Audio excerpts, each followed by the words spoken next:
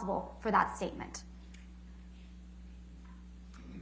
Ms. Heard tries to make something out of the fact that Mr. Waldman reported her to law enforcement in Los Angeles for perjury after her allegations of abuse were made against Mr. Depp. But I'll submit to you that all this proves is that Mr. Waldman believes Ms. Heard has committed perjury.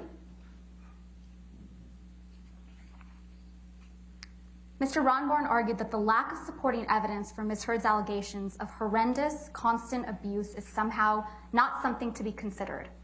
That it is shameful for you to consider the fact that she didn't document all the terrible injuries that she claims to have suffered. That is a twisted argument. First, you know, because you have seen and listened to Ms. Heard in action, that Ms. Heard is a woman who's documenting things throughout their relationship. And it is instructive that the things she chose to document had nothing to do with violence. She documented Mr. Depp sleeping. She documented lines of cocaine, featuring prominently Mr. Depp's loan-out company, or production company, Infinitum. Stage photographs, that's what she documented. Mr. Rottenborn's entire argument assumes that Mr. Depp, a man, should be disbelieved because despite the fact that Ms. Heard can't support her accusations with actual evidence. What we have put to you, the jury, is not that because Ms. Heard didn't take enough pictures or tell people about abuse that it didn't happen. What we have put to you is that given how brutal and constant the abuse Ms. Heard claims, she would have had serious injuries. That's a fact. She would have had serious injuries that would have been observable in the pictures we looked at and by the witnesses we heard from, and would have required medical attention. That's it. Ms. Heard testifies to injuries that multiple people didn't see. What you have in the end is Ms. Heard's word. Do you trust it? We are not here because Ms. Heard told the world Mr. Depp was verbally abusive. This is not about the words used by Mr. Depp. We are here because Ms. Heard told the world that Mr. Depp was physically and sexually abusive. That's what Ms. Heard was saying in the op-ed. On May 27th, exactly 6 years ago today, 2016, Ms. Heard walked into court with a mark on her face to tell the world that her husband was abusive. She renewed that falsehood in her op-ed, describing herself as a public figure representing domestic abuse. And she published the op-ed, including the title, claiming that she spoke up against sexual violence. Everyone knew who she was talking about when she used those words. She was alleging physical and sexual abuse. She was not alleging emotional or psychological abuse. She was alleging physical and sexual abuse. Ms. Heard cannot run away from her own allegations now. You have all heard the evidence of what she alleged against Mr. Depp in 2016, and you have all heard her incredibly dramatic, over-the-top story of physical and sexual abuse. That story was a defamatory lie.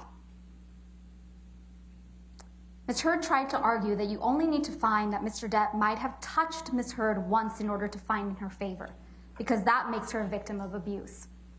But common sense should tell you that you can't pick and choose Ms. Heard's allegations. You saw her on the stand. We all did.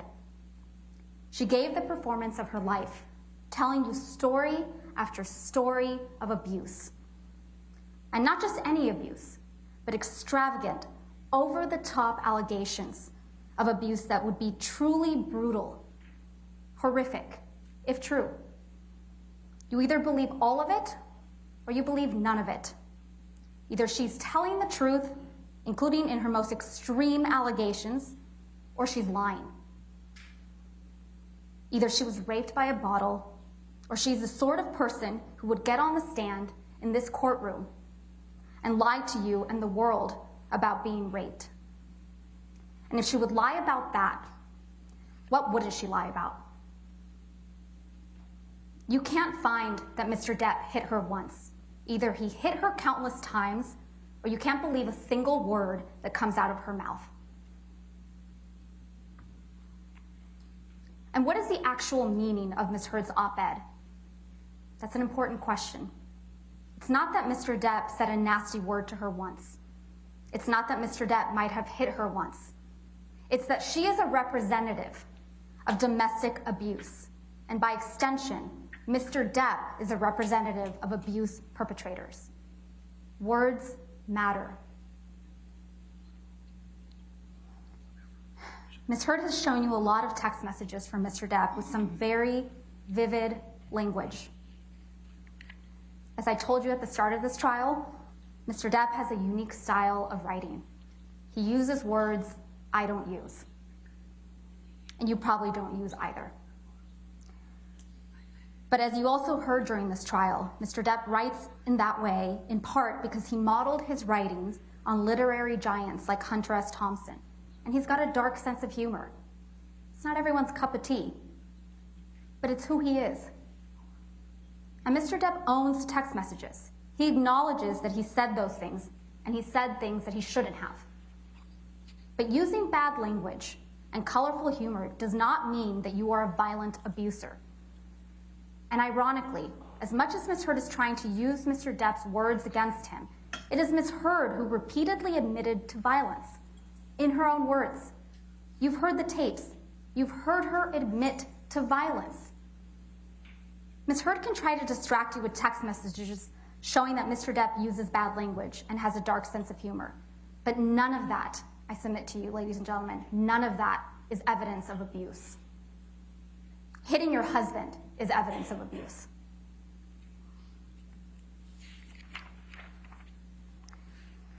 Mr. Ronborn talked about the burden of proof. Let's talk about that for a minute. Mr. Depp only has to show that it is more likely than not, that the statements in the op-ed are false, that it is more likely than not that they have a defamatory implication, that it is more likely than not that Ms. Heard designed and intended the statements to refer to Mr. Depp.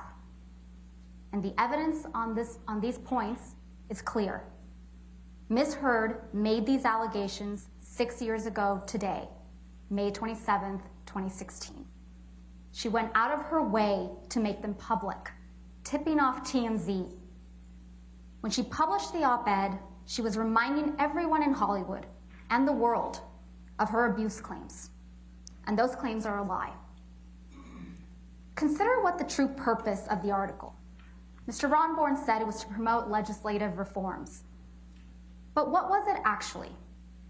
The evidence shows it was to promote Ms. Heard. It was timed to be released at the same time as Aquaman on December 21st, 2018. And it was timed to coincide with her announcement of her ambassadorship at the ACLU for women's rights. That's not a coincidence. It was designed that way. That was not a statement about legislative reforms. This was about burnishing Ms. Heard's reputation at the expense of Mr. Depp's. It was about Ms. Heard continuing to portray herself as a heroic survivor of abuse. And on the question of actual malice, that just means whether or not Ms. Heard knew the allegations were false. Ms. Heard knows perfectly well that she wasn't abused. She has direct knowledge of that. She was in that relationship. So actual malice is easily established. You may have noticed that no one showed up for Ms. Heard in this courtroom other than her sister. Every other witness who traveled to Virginia for her was a paid expert. This is a woman who burns bridges. Her close friends don't show up for her. Mr. Rottenborn tried to discredit Mr. Depp's witnesses by suggesting they're all on Mr. Depp's payroll. So he doubled down on the hoax theory, that everyone's just lying. First of all, it's not even true Keenan Wyatt is on his payroll. Ben King isn't on his payroll. Officer Melissa Sines isn't on his payroll. Morgan Tremaine isn't on his payroll. Officer Tyler Haddon, he's not on his payroll. Beverly Leonard, Alejandro Romero, Brandon Patterson, Morgan Knight, none of those people are on his payroll. And Kate Moss is most definitely not on Mr. Depp's payroll. Ms. Heard wants you to believe that all these people are lying. Let's talk about the Boston plane. Ms. Heard wants you to believe that the recording you heard is from the Boston plane flight. But that's quite telling. What did Ms. Heard capture of this supposed rampage? Mr. Depp moaning in distress? That's what she chose to record. What sort of person records something like that? What sort of person takes pictures of their husband or boyfriend or fiance who's struggling with sobriety, nodding off with ice cream dripping down his leg, his hand in his pocket, or asleep on the ground? What sort of person does that? Definitely not someone that's afraid of him. And Ms. Heard's attorney told a story of May 21 that was completely, utterly inconsistent with the testimonies of Officers Sines and Haddon, who testified clearly that they saw no signs of injury, no sign of property damage. And she told a story about how Officer Sadanaga's testimony was also wrong. She testified that the report was only required in case of a crime. Ms. Heard's attorneys tried to tell you that Mr. Depp apologized on May 22nd because he had hit Ms. Heard. Mr. Depp didn't apologize to Ms. Heard on May 22nd for hitting her. He apologized because he was leaving Ms. Heard. And this was a woman that, in spite of all her violence and all her rage, Mr. Depp, he loved her. He had been with her for years. Of course he apologized when he finally broke it off. Ms. Bredehoff also tried to tell you that Ms. Heard did everything in her power to keep the authorities away and to not get Mr. Depp in trouble on May 21st, 2016. Take a minute and think back to what Ms. Heard did 6 days later, 6 years ago today. She walked into court with a visible mark on her face, not wearing makeup that day. She tipped off TMZ, she made it public, and she showed up on the cover of People magazine with a mark on her face. Was that protecting Mr. Depp? Or was she trying to destroy him? Mr. Ronborn asked you to consider why you're here. So why are you here? You're here because of a lie. And that was a lie that Ms. Heard repeated in the op-ed. At the start of this trial, we told you that this trial is about the evidence. The evidence overwhelmingly shows that Ms. Heard is an abuser and that she is a liar. She lied about Mr. Depp and took on the role of a lifetime as a public figure representing domestic abuse. What is her best evidence of that abuse? A video of Mr. Depp banging cabinets around, and text messages of Mr. Depp using bad words and dark, ugly humor, but never once admitting to abuse. Pictures of Mr. Depp sleeping. That's her best evidence. Ms. Heard herself, Ms. Heard held herself out to the world as a representative of abuse survivors everywhere, the face of the Me Too movement. This is not a Me Too situation. There are no Me Toos, just not me's. Ms. Heard does not deserve to be known as a representative of survivors of abuse, and Mr. Depp does not deserve to be known as a representative of perpetrators of abuse. That is what this case is about. It's not about money. It's about giving Mr. Depp his life back 6 years ago when she took it away. While you deliberate, ask yourselves why Mr. Depp would put himself through this. Expose every embarrassing detail of his life on national television. If he was guilty of anything that Ms. Heard accuses him of. We ask you, we implore you, to render a verdict for Mr. Depp.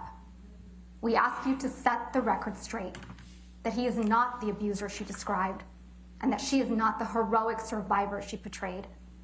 And we ask you to tell Ms. Heard that what she did was wrong. Thank you very much, ladies and gentlemen. All right, thank you, ma'am. Rebuttal closing?